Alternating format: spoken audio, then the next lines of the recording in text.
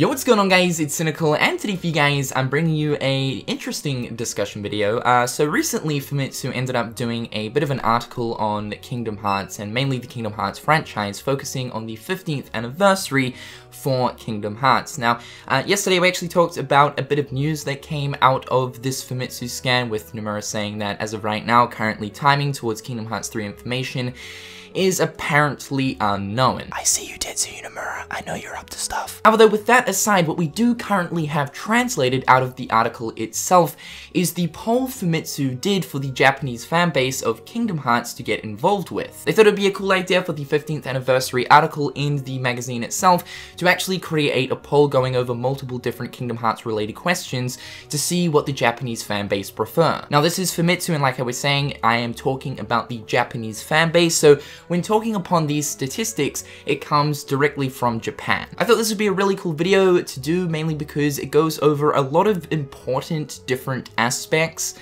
towards the Kingdom Hearts franchise, and it's always very interesting to see what some people prefer. So in total, there is 13 questions we're going to be going over today, so without further ado, let's jump into it. So question number 1 asks, what was your first game? Now, number 1 right here, obviously taking the first spot, is Kingdom Hearts 1. Now, for the most part, I believe this makes sense. For my case in particular, Kingdom Hearts 1 was most certainly my very first Kingdom Hearts game, and not just that, but my very first video game overall, which is kind of a crazy thing to think about. Now, Kingdom Hearts 2, interestingly enough, takes the number 3 spot. Now, the reason behind this is number 2 right here, you guys can see Kingdom Hearts Final Mix that actually released before the release of Kingdom Hearts 2, and obviously over in Japan, Final Mix has always been around. We didn't get Final Mix until 1.5 and 2.5, but Japan had it pretty much since the get-go. When looking at this question though, there's really no surprising statistics on here. Number 1 is Kingdom Hearts 1, and that totally makes sense to me. The next closest one would be Kingdom Hearts 2, which once again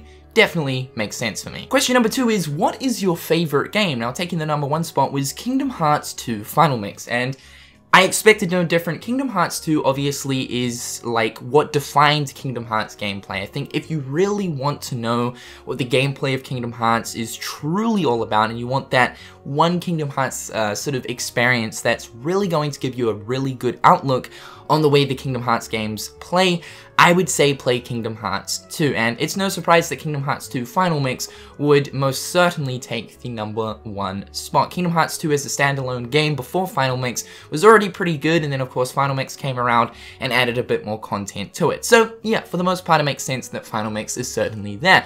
However though, as we move down to number 3, we have Kingdom Hearts 358 over 2 days, which obviously takes a better placement than both Kingdom Hearts 1 and Birth by Sleep. So I don't know what the hell is going over on in Japan with Kingdom Hearts 358 over 2 days taking the number 3 spot. Now, of course, this is my personal opinion. Some of you guys might absolutely adore 358 over 2 days, but 358 over 2 days is most certainly my most disliked Kingdom Hearts title, and that mainly stems from the gameplay. I just really didn't have too much fun playing it. It's still a fun Kingdom Hearts title, don't get me wrong, but when I compare it to the rest of the games, 358 over 2 days from a gameplay perspective most certainly takes the bottom spot for me. I thought the story was absolutely fantastic, but the gameplay itself just really didn't hold up. So yeah, it's interesting to see that 358 over 2 days would take the number 3 spot. Question number 3 is, who is your favorite male character?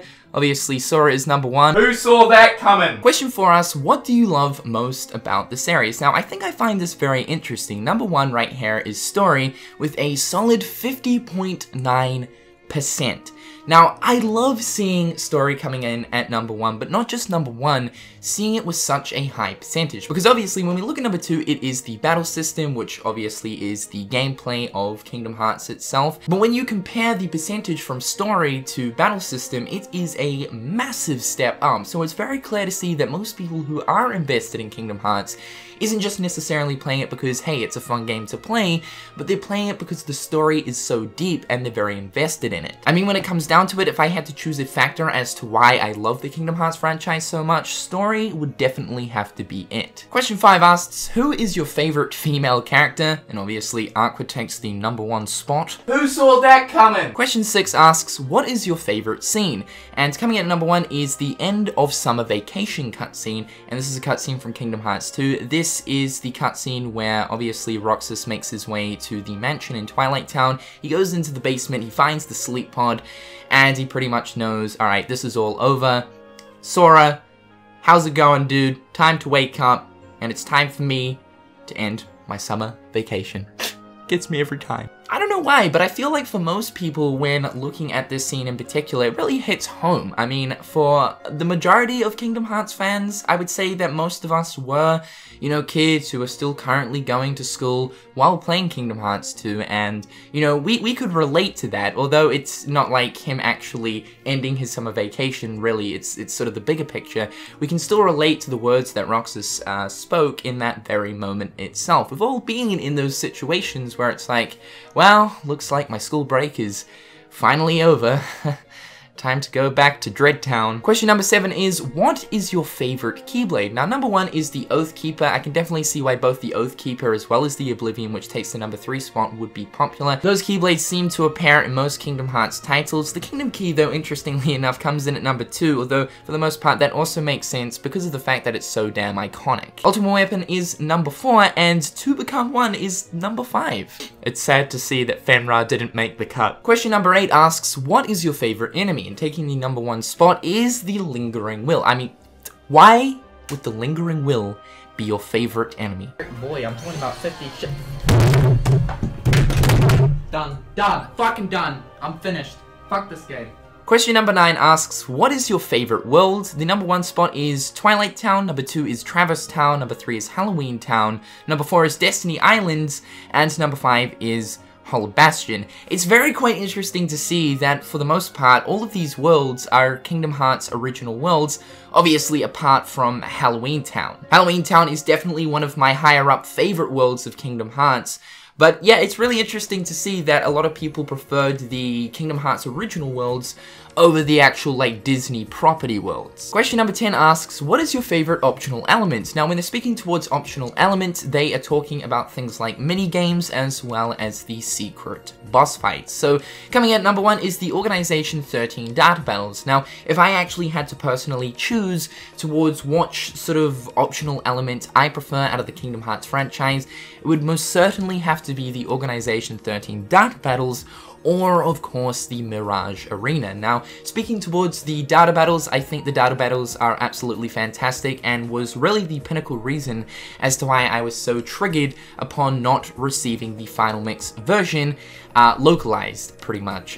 You know, obviously, being able to fight all 13 of the organization members is a pretty damn cool thing, and all of those fights in particular are fairly challenging. If you're playing like vanilla Kingdom Hearts 2, there's really not too much to actually do at the end of Kingdom Hearts 2, whereas if you're playing Final Mix, then I feel as if the data battles are most certainly the bigger portion of what you'll pretty much be focusing on once you end up finishing Kingdom Hearts 2 Final Mix. I mean, for the most part, you don't actually see a few of the different organization members in Kingdom Hearts 2 as they are more centered in Chain of Memories, so to actually have those Chain of Memories organization members in Kingdom Hearts 2 and to have their fights in Kingdom Hearts 2, I believe is a really cool aspect. Question 11 asks, what is your favorite song? Taking the #1 spot is Hikari, or of course, you know, Simple and Clean. I think this makes sense.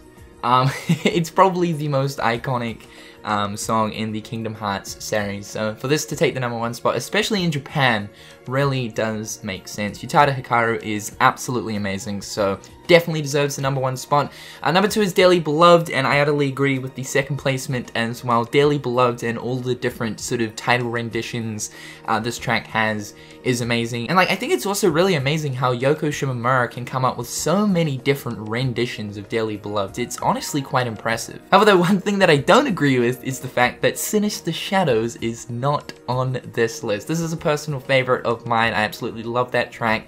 I believe it first played during the Thousand Heartless fight, which to me is one of the most iconic fights in Kingdom Hearts, even though it's press triangle to win. Question number 12 asks, what is your favorite unresolved mystery? Now this is also a very interesting question because I feel like whenever there's a new title that comes out for Kingdom Hearts, it always adds more mystery to the overall plot of the game, but of course also answers a lot of questions as well. But it seems to be that we're forever getting like new mysteries added on to Kingdom Hearts, especially with the addition of the Kingdom Hearts Key Saga.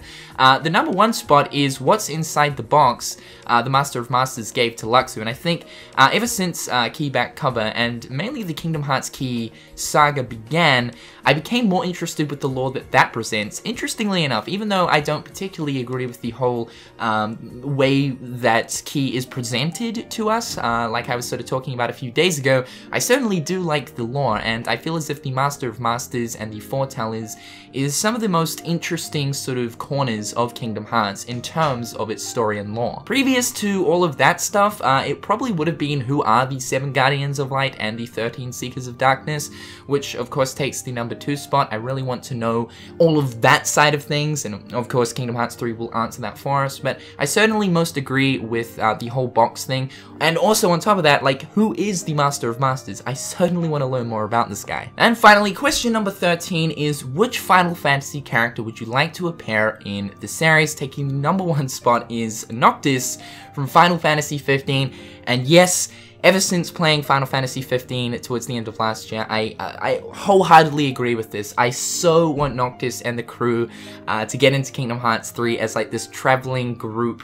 Perhaps maybe you come across them in a certain world, maybe they're roaming Hollow Bastion and they're trying to get back to their kingdom or something.